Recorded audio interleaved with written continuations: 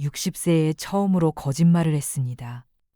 그것도 40년 동안 함께 살아온 남편에게요. 실제로는 전혀 다른 곳으로 향하고 있었는데 30년 만에 다시 만나게 된 첫사랑과의 약속을 위해서였어요. 평범한 60세 주부였던 제가 어떻게 이런 선택을 하게 되었는지 부끄럽지만 모든 것을 솔직하게 말씀드리고 싶습니다. 저는 김순자, 올해 65세입니다. 남편과 40년을 함께 살면서 두 아이를 키웠고 지금은 손자, 손녀들을 돌보는 평범한 할머니예요. 매일 아침 6시에 일어나서 식사 준비하고 청소하고 장 보는 정말 평온하고 예측 가능한 일상이었습니다. 그런데 5년 전 모든 것을 기바꾼 일이 일어났어요. 휴대폰에 모르는 번호로 전화가 왔어요. 스팸 전화려니 하고 받지 않으려다가 뭔가 끌려서 받았습니다. 그 목소리를 듣는 순간 심장이 멈추는 줄 알았어요. 30년 동안 듣지 못했지만 절대 잊을 수 없는 목소리였거든요. 박민호. 고등학교 동창이자 제가 대학 들어가기 전까지 좋아했던 사람이었어요. 양가 부모님의 반대로 헤어져야 했지만 마음 한구석에는 늘 그에 대한 그리움이 남아 있었어요. 동창회 명단에서 제 번호를 찾아서 용기를 내어 전화했다고 하더라고요. 서울로 이사 왔고 부인을 5년 전에 암으로 먼저 떠나보내고 혼자 살고 있다고 했어요. 그리고 조심스럽게 만날 수 있겠냐고 물어봤어요. 그날 밤 정말 한잠도 못 잤어요. 40년을 함께 살았는데 왜 이런 마음이 드는 걸까 싶었어요. 남편과의 결혼 생활이 불행했던 건 절대 아니에요. 하지만 솔직히 말하면 어느 순간부터 우리는 부부라기보다는 동거인 같은 느낌이었어요. 서로에게 너무 익숙해져서 더 이상 설레는 일도 없었고 깊은 대화를 나누는 일도 거의 없었거든요. 그냥 매일 반복되는 일상을 함께 견뎌내는 동반자 같은 관계였어요. 며칠 동안 고민했어요. 만나면 안 되는 걸까? 하지만 단순히 옛 친구로 만나는 것뿐인데 뭐가 문제일까 하는 생각도 들었고요. 결국 일주일 후 저는 민호에게 연락했어요. 강남의 조용한 카페에서 만나기로 했어요. 그날 아침부터 얼마나 떨렸는지 몰라요. 30년 만에 만나는 첫사랑이니까요. 거울 앞에서 몇 번이나 옷을 갈아입고 화장도 다시 했어요.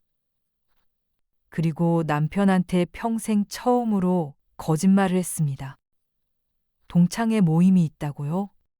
카페에서 민호를 만났을 때 머리는 희끗희끗해졌지만 여전히 인상 좋은 미소를 짓고 있더라고요. 우리는 지난 30년의 이야기를 나눴어요. 민호는 사업을 했는데 어려움도 많았고 부인과는 행복하게 살았지만 암으로 먼저 떠나보냈다고 했어요. 행복하게 살았냐는 그의 질문에 선뜻 답하기가 어려웠어요. 불행하지는 않았지만 정말 행복했다고 말할 수도 없었거든요. 그냥 평범하게 살았다고 답했어요. 민호가 제 손을 살짝 잡으면서 만약 그때 우리가 결혼했다면 어땠을까 하고 물어보더라고요. 그 순간 심장이 빨리 뛰기 시작했어요. 이런 감정을 언제 마지막으로 느꼈는지 기억도 나지 않았거든요. 카페에서 나온 후 민호가 드라이브를 제안했어요. 한강공원에서 석양을 바라보며 더 깊은 이야기를 나눴어요. 민호가 솔직하게 털어놓더라고요. 저를 만나고 싶었던 건 단순히 옛 추억 때문만이 아니라고요. 30년 동안 저를 잊지 못했고 결혼하고 아이들 키우면서도 가끔씩 생각났다고 했어요. 저도 솔직해지고 싶었어요. 저도 그랬다고. 가끔 옛날 생각을 하면 그가 떠올랐다고 말했어요. 그러자 민호가 조심스럽게 물어봤어요. 우리 다시 시작할 수 있을까? 60세라고 해서 새로운 사랑이 불가능한 건 아니지 않냐고요. 집으로 돌아오는 길에 머릿속이 정말 복잡했어요. 40년을 함께 살아온 남편이 있고 자식들도 있고 손자 손녀들도 있는데 이런 감정을 가져도 되는 건가 싶었어요. 하지만 동시에 이런 생각도 들었어요. 인생은 한 번뿐인데 60세가 되어서야 진정한 설렘을 느끼게 되었는데 이것을 포기해야 할까 하고요. 그 후 일주일에 한 번씩 민호를 만났어요. 매번 다른 핑계를 댔어요. 마트 간다, 병원 검진 받는다, 친구 만난다고요. 평생 거짓말을 해본 적 없던 제가 거짓말쟁이가 되어가고 있었어요. 하지만 멈출 수가 없었어요. 민호와 함께 있으면 제가 다른 사람이 된 기분이었어요. 그냥 평범한 할머니가 아니라 한 여자로 대접받는 느낌이었죠. 어느 날 민호가 자신의 아파트에 놀러 오지 않겠냐고 제안했어요. 그 순간 저는 정말 선택의 기로에 서 있었어요. 이 선을 넘으면 정말 돌이킬 수 없다는 걸 알고 있었거든요. 한참을 고민한 끝에 가보겠다고 답했어요. 민호의 아파트는 작지만 깔끔하게 정리되어 있었어요. 그런데 거실 한쪽 벽에 걸린 사진을 보는 순간 눈물이 났어요.